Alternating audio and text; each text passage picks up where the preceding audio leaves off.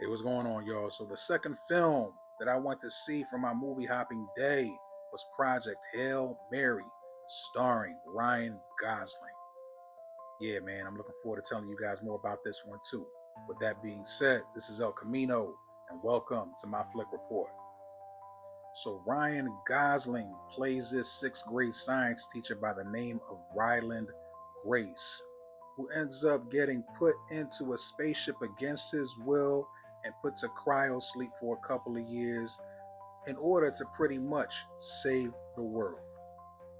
So Dr. Grace ended up writing a paper that was not viewed well by the scientific community and caused him to be shunned by said scientific community.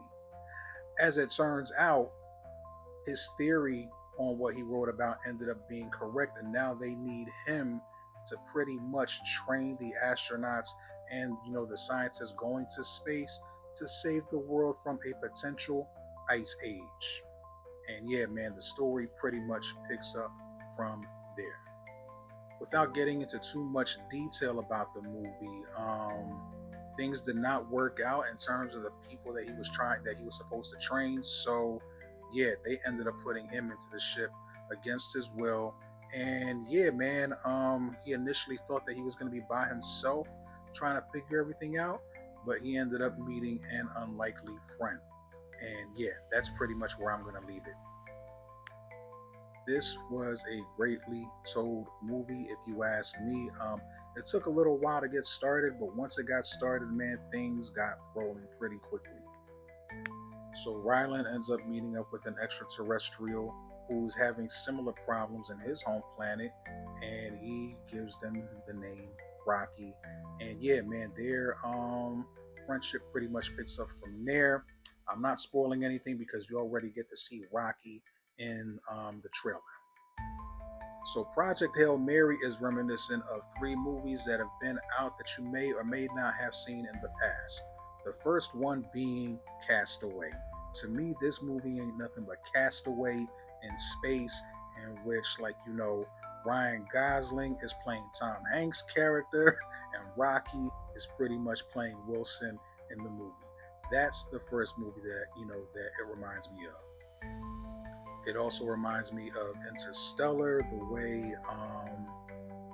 way the director has chosen to have the movie go back and forth in time when it comes to the telling of this story.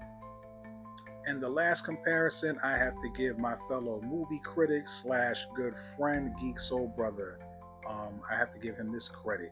It does remind me of an adult version of E.T. It really does. So yeah, if you liked any of those three movies, you're going to like Project Hail Mary as well.